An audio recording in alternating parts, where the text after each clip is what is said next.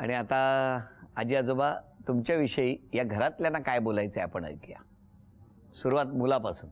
उत्तम आयुष्य दिल्याबद्दल मी खरोखर मी आणि माझा भाऊ दोघंही आईबाबांचे आभारी असणारच आहोत. राहिली गोष्ट आजचा, जसं तुम्ही बोललात नेत्रदान, तसं आईबाबांची जी एवढ्या वर्षापासूनची जी धडपड आहे त्याला फळ मिळावं हीच इच्छा व्यक्त करतो. मी तिची धाकटी बहीण. स्वतः ती सतत कायम ती अशी आहे, निरपेक्ष बुद्धीने आपल्या श्रमांच्याही पलीकडे ती समोरच्याला मदत करत असते आणि त्या मदतीचं इतक्या सहजतेने करते की ते कुणाला कळणार नाही. त्यांच्याबद्दल आणि आगाशे काका आमचे फक्त नेत्रदान आणि नेत्रदान आणि नेत्रदान. वहिनीबद्दल सांगायचं म्हणजे तिच्या बहिणीने सांगितलं त्याप्रमाणे तिचं चौफेर व्यक्तिमत्व आहे. आणि दादाबद्दल मगाशी तुम्ही शाळेचं विचारत होतात ना, तो उत्तमपैकी शाळेपासूनच वाचनाची त्याला आवड आहे. आणि बाकी तो नेत्रदानाला वाहिलेलाच आहे. म्हणजे त्याचं खरंच म्हणजे सगळं आयुष्य दोघांनी म्हणजे नेत्रदानाच्या आणि सगळ्या सामाजिक कार्याला वाहिलेलं आहे. काकूंच्या सामाजिक कामाबद्दल बोलायचं म्हटलं तर सामाजिक कामे म्हणतात ना, असं बाहेरून आणता येत नाही, ते इथून येतं. आणि आमच्यासारखे जेव्हा अशी आगंतुकपणे म्हणतात ना, काकू सांगा ना काहीतरी सोशल वर्क आम्हालाही करायचं आहे, काकू अत्यंत सोपं उत्तर देतात, कशाला आणखी वेगळं हवं आहे, तुमच्या मुलाचा अभ्यास घेताना कामवालीच्या मुलीचा पण घे अभ्यास, झालं ना सोशल वर्क.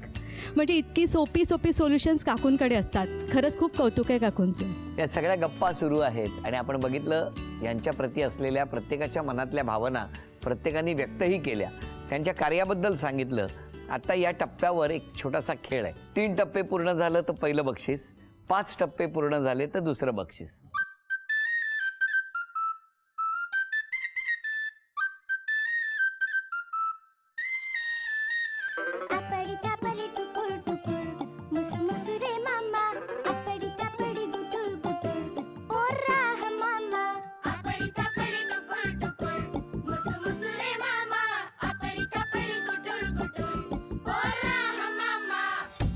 अभिनंदन.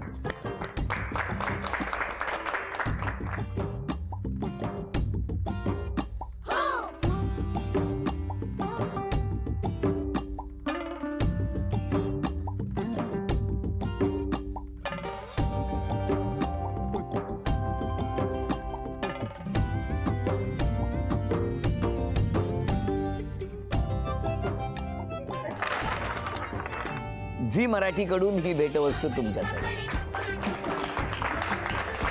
आणि आता आजी, हा फोटो कोणाचा आहे? हा माझाच फोटो आहे. काय आहे ते? मी विहिरीत उडी मारते पोहायला.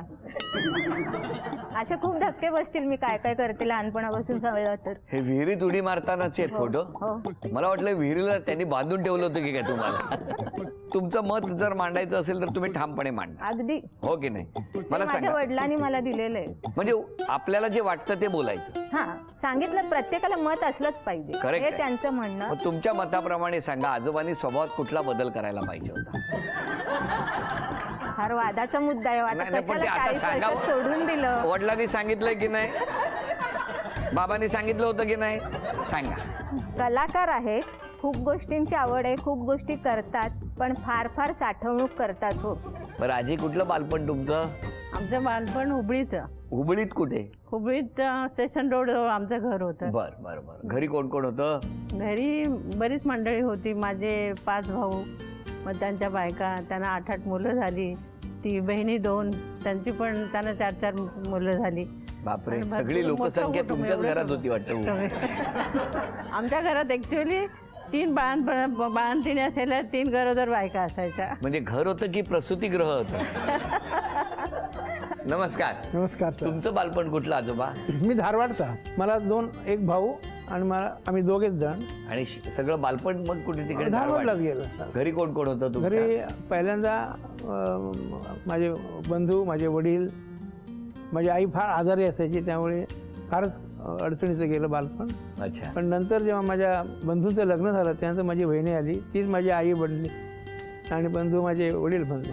तुम्ही हुबळीच्या, हां, ते धारवाडचे, बरोबर. मग भेट कुठे झाली तुमची? भेट नाही, हे माझ्या मामाचे मुलगा.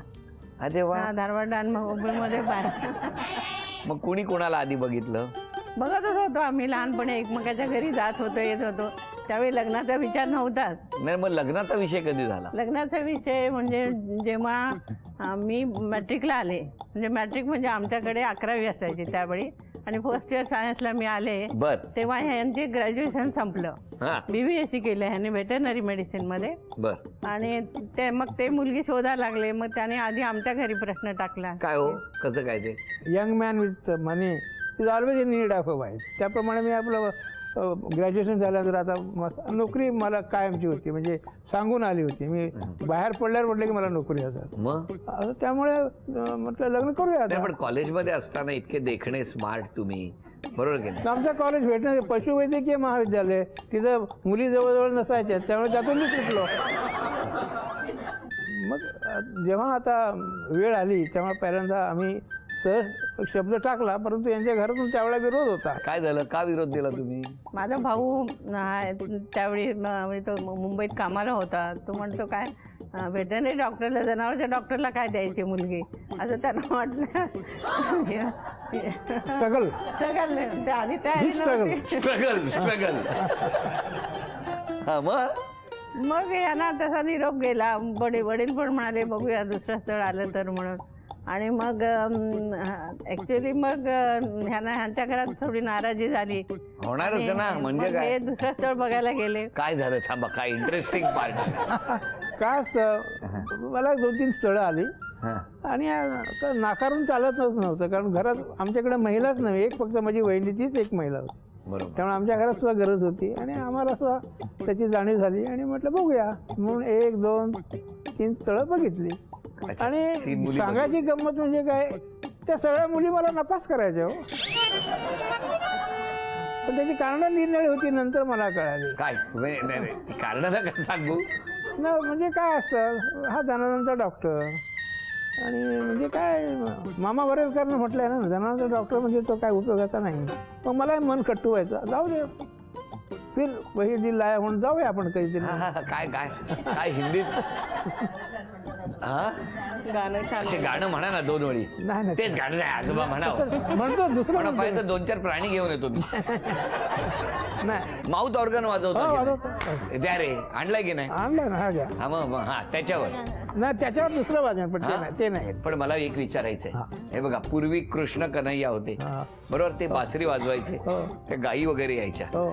तुमच्या बाबतीत हे वाजवल्यावर कोण येणार नाही ना बाहेरून? नाही. अरे बासरी पण आहे, हो, नाही. अरे सगळंच आहे. हा, हा? म्हणजे तुमच्या आदेश बांधेकरांचा आदेश नसेल तर क्या नाही. बात आहे. हो व्हेरी गुड. आणि इतक्या मनुष्य प्राण्यांना तुम्ही बांधून ठेवलंय हो या सुरावटीवर. हा, आपली परवानगी असेल. अरे क्या बात आहे.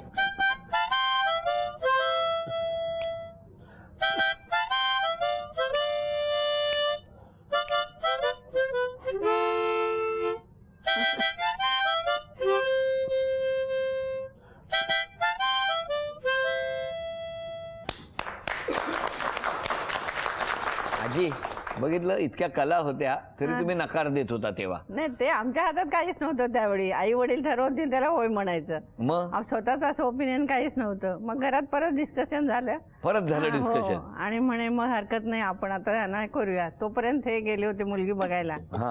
तर मी बेळगावला भावाकडे गेले होते. तिथून मी हुबळीला येत होते. वाटेत त्यांचं गाव. बाबा म्हणतात उतरूया आम्ही. म्हटलं नाही उतरायचं, आपल्याला जायचं नाही. ते मुलगी बघायला गेलेत ना, आपण नाही जायचं. बरोबर आहे. आले मी, मग घरी कळलं सगळ्यांना. अच्छा, म्हणजे तुम्ही ते मुलगी बघायला गेले या रागाने तुम्ही त्या गावात उतरला नाही? नाही उतरलो. मग पुढे?